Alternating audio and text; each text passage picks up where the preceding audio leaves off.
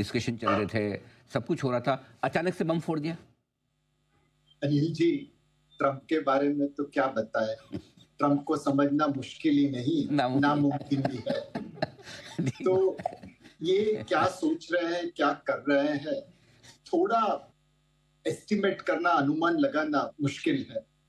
Market तो ये उम्मीद में बैठा था कि इंडिया और अमेरिका के लॉन्ग टर्म स्ट्रेटेजिक इंटरेस्ट एक साथ है, दोनों चाइना को कंटेन करना चाहेंगे, तो दोनों मिलके कुछ न कुछ अच्छा काम करेंगे। जब लिबरेशन डे टैरिफ अनाउंस हुई, तब भी भारत को फेवरेबली प्लेस किया गया था compare to other countries, let's say Vietnam, जो चाइना के लिए एक कुरियर का काम कर रहे हैं। बट अब कुछ कारण की वजह से हमें फेवरेबल से अनफेवरेबल बेंच में बिठाया गया है। उम्मीद यही है कि better senses will prevail, and आज नहीं तो कल वो लोग वापस रिवर्सल कर देंगे। ठीक बात है, आज नहीं तो कल रिवर्सल। ये रिवर्सल की उम्मीद क्यों है? उनके बिहेवियर को देखते हुए या उनकी मजबूरी और जरूरत को देखते हुए? एक जन ने बहुत अच्छा कहा था कि पॉलिटिक्स में there are no permanent friends and enemies, there are only permanent interest. आज मतलब अमेरिका को देखिए, अगर उन्होंने चाइना से सॉफ्टवेयर इंपोर्ट किया होता तो साइबर सिक्योरिटी का कितना बड़ा रिस्क होता। सोलर सेल इंपोर्ट करते हैं तो उसमें किल स्विच आती है, ऐसे लोग अटकल लगा रहे हैं। तो सिक्योरिटी पॉइंट ऑफ व्यू से अमेरिका के लिए भारत की जरूरत है। चाइना पे आप इतना डिपेंडेंट है, आपकी सबसे बड़ी ट्रेड डेफिसिट चाइना से चलती है। आप रशिया का सबसे बड़ा टैरिफ, सबसे बड़ा ऑयल खरीदारी चाइना करता है। ईरान के ऊपर अमेरिका ने सैंक्शन लगाए थे, उसका सारा ऑयल चाइना खरीदता है। म्यांमार के ऊपर सैंक्शन लगाए हैं, चाइना की रेयर अर्थ आधे से ज्यादा म्यांमार से आती है। तो चाइना अमेरिका को ठेंगा दिखा रहा है और अमेरिका उसे कुछ नहीं कर रहा। तो कहीं ना कहीं तो बेटर सेंसेस विल प्रिवेल।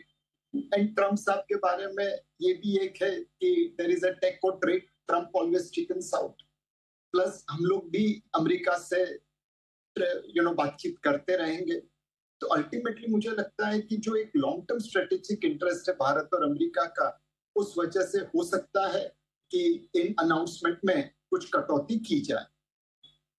एक स्पेसिफिकली एक सेक्टर पर राय लेना चाहता हूँ, बाकी तो खैर सबको पता है जब जैसा होगा।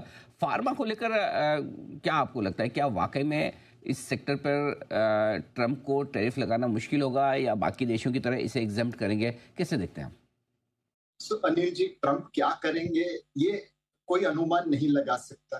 बट अगर आप लॉजिकली देखें तो आज अमेरिकन फार्मा स्पेंड का 10% बजट भारतीय दवाई की तरफ खर्चा होता है।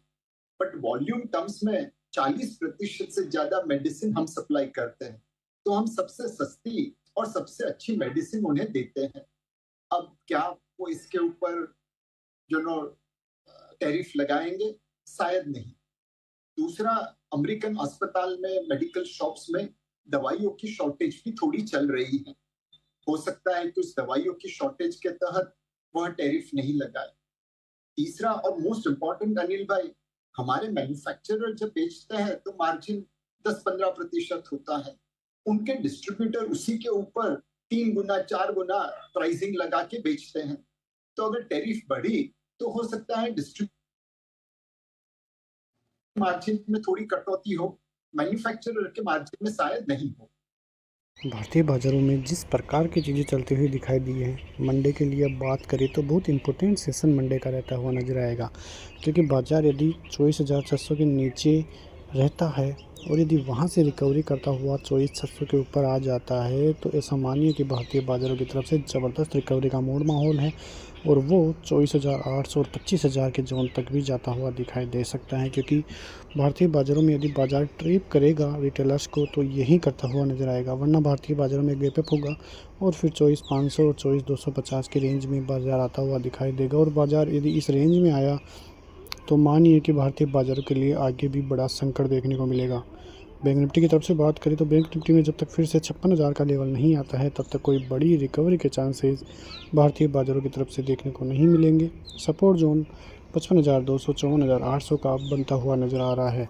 तो ये जोन आपके लिए किफ़ायती रहेगा। एफआईएच की कोई बाइंग नहीं है। Q1 के नतीजे अच्छे नहीं हैं। ट्रंप की तरफ से जिस प्रकार की सिचुएशनशिप है, अमेरिकी बाज़ारों में गिरावट, ये सभी संकट भारतीय बाज़ारों के लिए काफ़ी नेगेटिविटी की तरफ भारतीय बाज़ारों को लेकर जा रहे हैं। और यदि ऐसा ही चला तो भारतीय बाज़ारों पर एक और बड़ा संकट देखने को मिल सकता है। तो ये सभी चीज़ें भारतीय बाज़ारों के लिए सोमवार के लिए काम करती हुई नज़र आएगी। और ऐसी कोई भी खबर नहीं है जिसकी वजह से भारतीय बाज़ारों में कोई बड़ी रिकवरी के चांसेस देखने को मिले। तो ऐसी ही खबरों के साथ मिलते हैं मंडे को। तब तक के लिए जय हिंद।